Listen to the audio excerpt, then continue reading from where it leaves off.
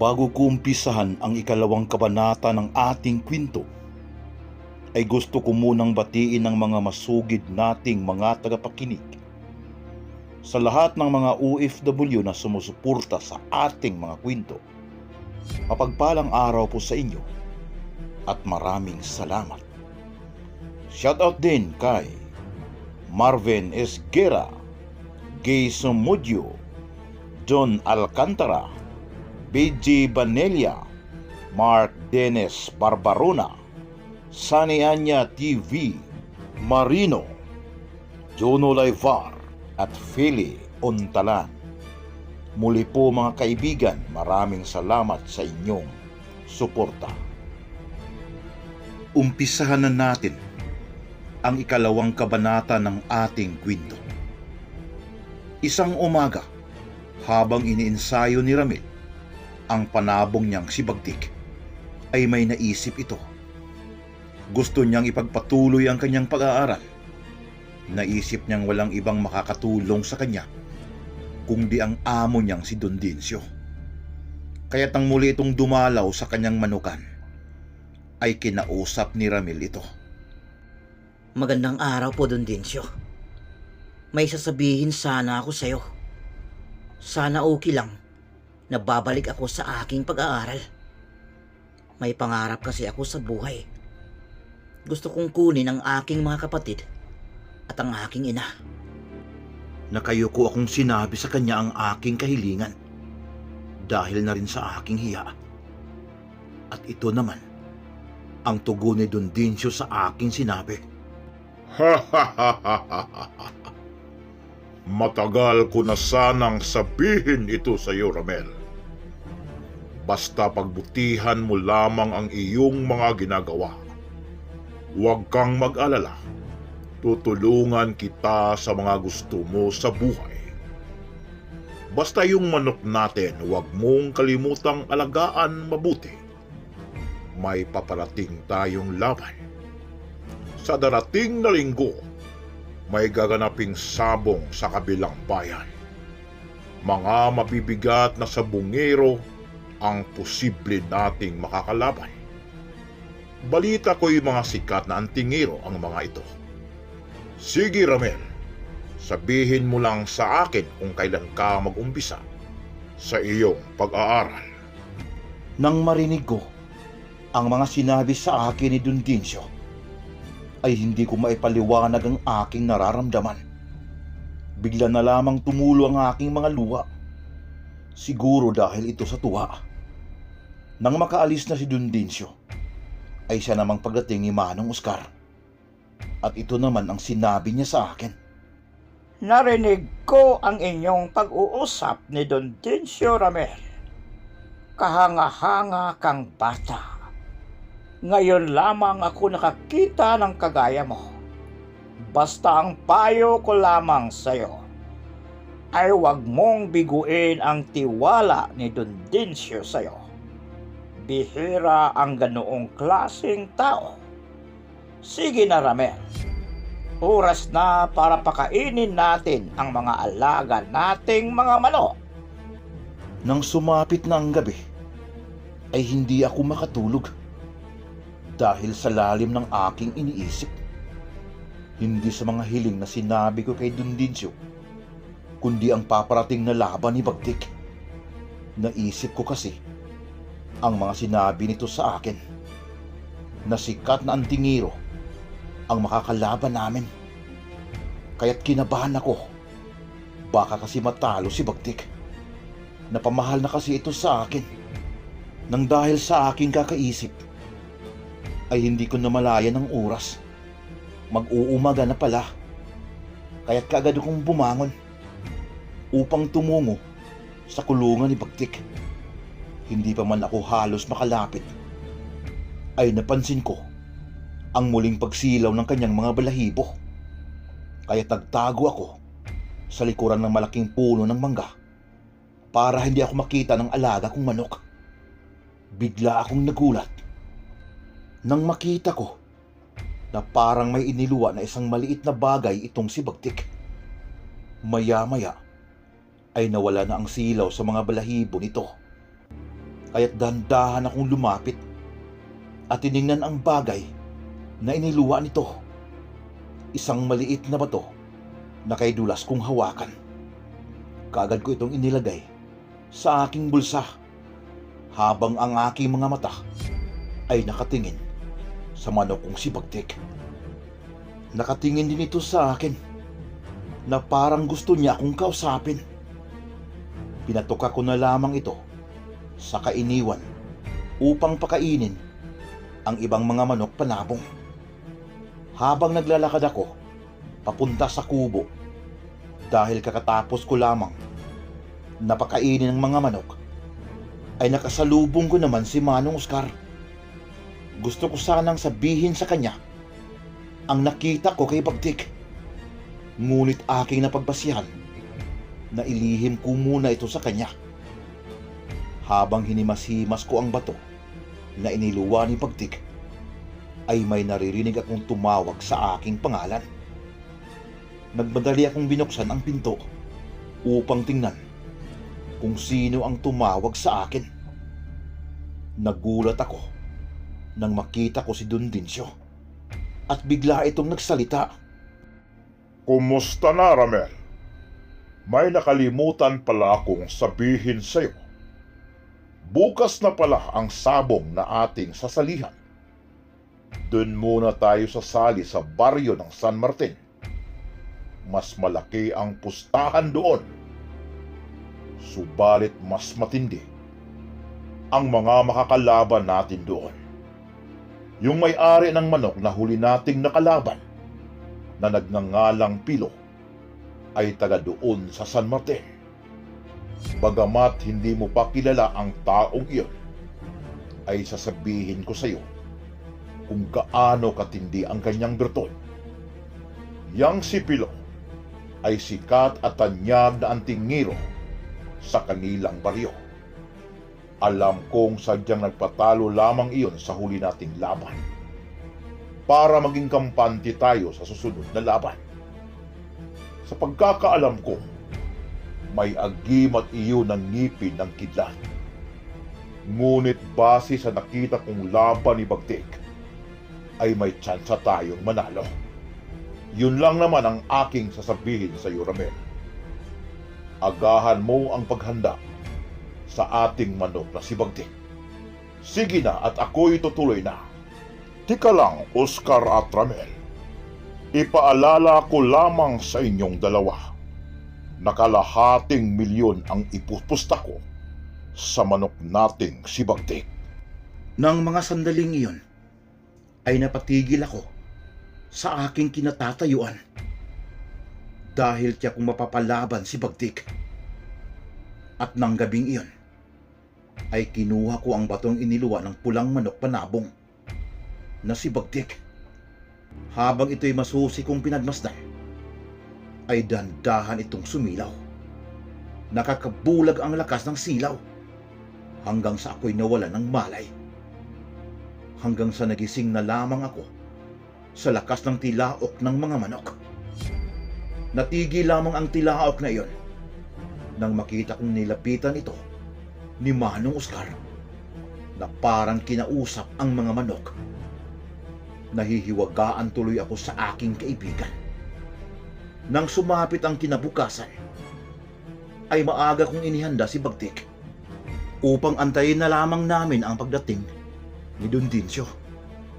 Di nagtagal ay dumating na ang aming amo, kaya't dumiretso na kami sa baryo San Martin. Masukal ang aming dinaanan. Hindi ko akalain na bundok pala ang aming pupuntahan. Maya-maya ay naramdaman kong malapit na kami sa baryo San Martin dahil dinig ko na ang sigawan ng mga tao. Ang ibig sabihin nito ay nahuli na kami. Nag-uumpisa na pala ang mga sultada.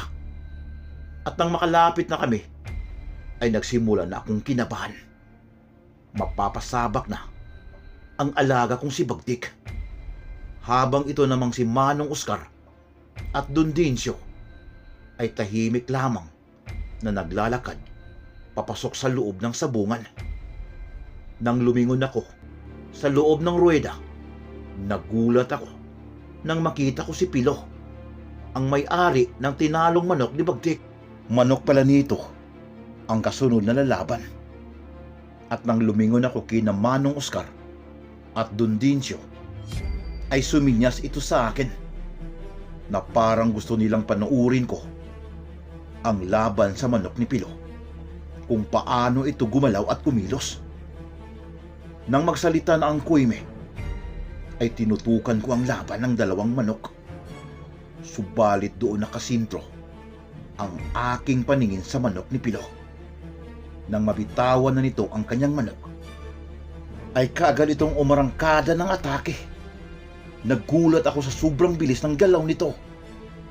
Kaagad na tinamaan ng kalaban at baon ang tali sa tagiliran, nang biglang may sumigaw sa mga manunood na isang matanda. Talagang simbilis ng kidlat ang galaw ng manok mo, Pilo.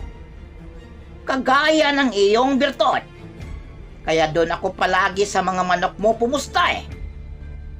Tumingin lamang ng malalim itong si Pilo sa matandang lalaki na nagsalita, habang sina Dundincio at Manong Oscar ay nakatingin lamang sa manok ni Pilo na itinanghal na panalo.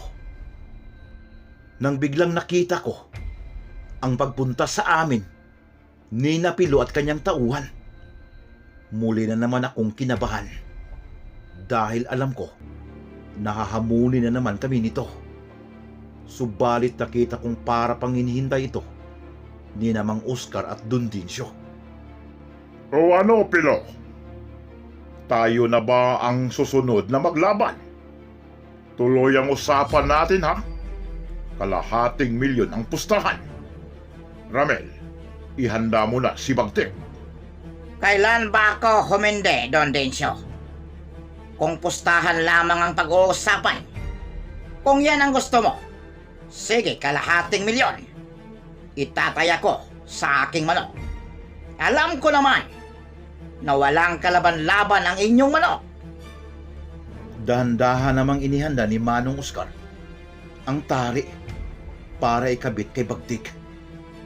Habang papasok na kami sa loob ng ruweda, ay narinig ko ang pangangantyaw ng mga manunood. Subalit binaliwala na lamang ito ni na Manong Oscar at patuloy itong naglalakad papasok sa loob ng ruweda, habang ang kalaban na si Pilo ay nasa kabilang bahagi ng ruweda. At nakita ko na may maliit na bagay itong dinukot sa kanyang bulsa at isinama sa tari na inilagay sa kanyang manok. Nang suminyas na ang kuwime, ay pumagit na sina Manong Oscar at Pilo sa ruweda. At sa hudyat ng kuwime, ay kaagad na binitawan ang dalawang manok. Kaagad na nagsalpukan ang mga manok. Walang matamaan sa dalawang manok sa una nilang salpukan dahil sa sobrang bilis ng kanilang mga galawan. Habang ang mga manunood ay hindi naman magkamayaw sa pagsigaw na parang sobrang tuwa sa kanilang nakita, nang biglang natigil ang sigawan nang makita nila na tinamaan ang kalaban ni Bagdik. Sadsad sa lupa ang manok ni Pilo, habang ito namang si Bagdik ay nakatayo lamang na parang hinihintay ang pagbangon ng kanyang kalaban.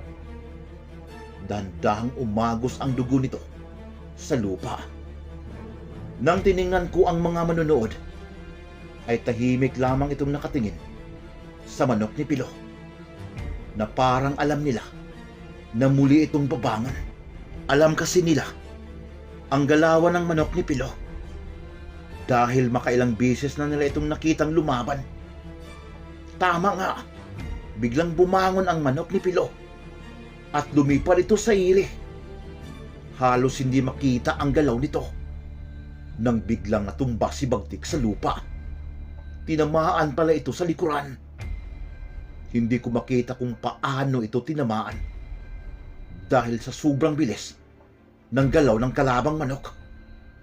Ang huli ko lamang na nakita ay ang paglipad ng manok ni Pilo sa iri. Nagulat na lamang ako nang tinamaan si Bagtik sa likuran. Nakangiti namang tumingin sa amin itong si Pilo na parang nakakasiguro na manalo ang kanyang manok. Habang ako naman ay hindi na malayang tumulo na palang aking mga luha. Naawa ako kay Bagtik na nakahandusay sa lupa. Dahan-dahan nang lumapit ang kuyme upang usisahin ang aking alaga kung kaya pa ba nitong lumaban. Sa pagkakataon na iyon ay nakita kong kinabahan itong si Dundincio, habang itong si Manong Oscar ay tahimik pa rin itong nanood.